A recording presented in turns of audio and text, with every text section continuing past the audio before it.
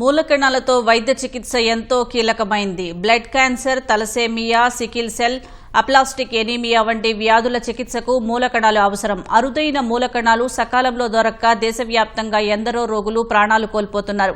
ఇప్పుడిప్పుడే stem cells దానంపై మన దేశంలో అవగాహన పెరుగుతోంది.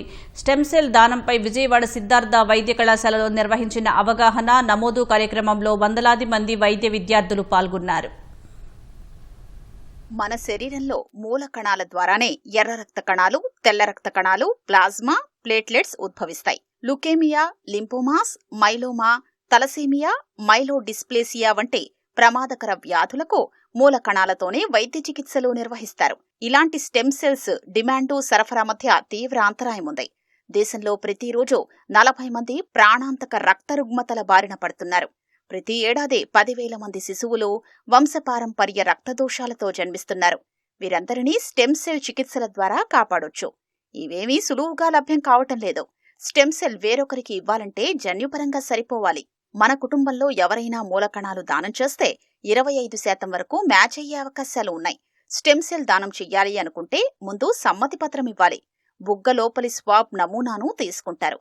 వీటిని విశ్లేషించి వారి డేటాను భద్రపరిచి ఉంచుతారు. ఇప్పుడు దాతగా నమోదైతే భవిష్యత్తులో ఎప్పుడో మన మూలకణాలు వేరొకరికి మ్యాచ్ అయి దానం చేసే అవకాశం ఉంటుంది.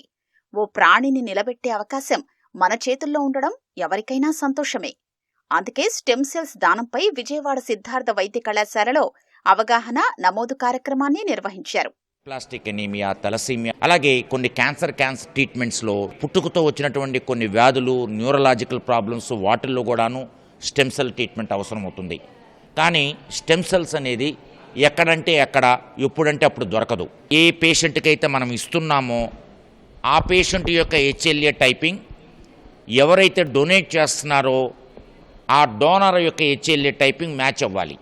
మ్యాచ్ అయిన తర్వాతే ఆ దాత ఆ రోగికి ఆ స్టెమ్ సెల్స్ ఇవ్వాల్సి వస్తుంది. ఇది ఒక పెద్ద పెయిన్ఫుల్ ప్రొసీజర్ కూడా కాదండి.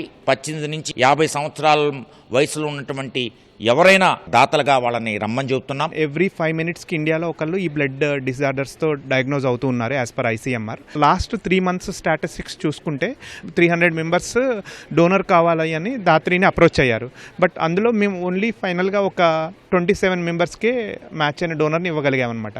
మిగతా పేషెంట్స్ ఎవరికి కూడా మా దగ్గర మ్యాచ్ అయిన డోనర్స్ దొరకలేదు, వాళ్ళకి మేము ఇవ్వలేకపోయామన్నమాట. సో ఇలా చాలామంది పేషెంట్స్ వరల్డ్ వైడ్గా ఇండియన్స్ సఫర్ అవుతూ ఉన్నారనమాట.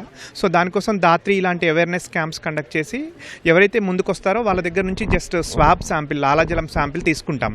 దాన్ని జెనెటిక్ టెస్ట్ చేయించి ఆ రిపోర్ట్ని దాత్రి డేటాబేస్లో డోనర్కి 60 years వచ్చే వరకు ఉంటాయి. ఎప్పుడైనా వీళ్ళది ఎవరికైనా మ్యాచ్ అయితే అప్పుడు వీళ్ళని కాల్ చేసి పిలుస్తాము.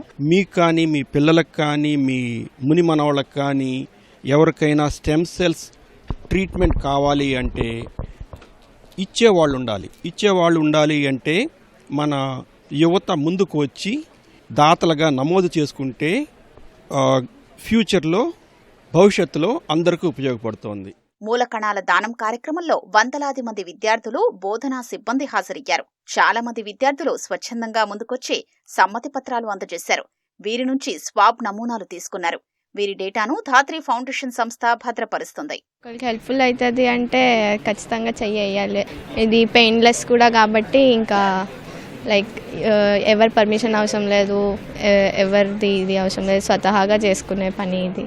క్యాన్సర్ వాళ్ళ పేషెంట్స్ ఎవరైనా ఉంటే వాళ్ళకి స్టెమ్ సెల్స్ ఉపయోగం ఉన్న వాళ్ళకి డొనేట్ చేయడం వల్ల యూజ్ ఉంటుంది కాబట్టి అందుకే స్టెమ్ సెల్స్ డొనేషన్ ఇంపార్టెంట్.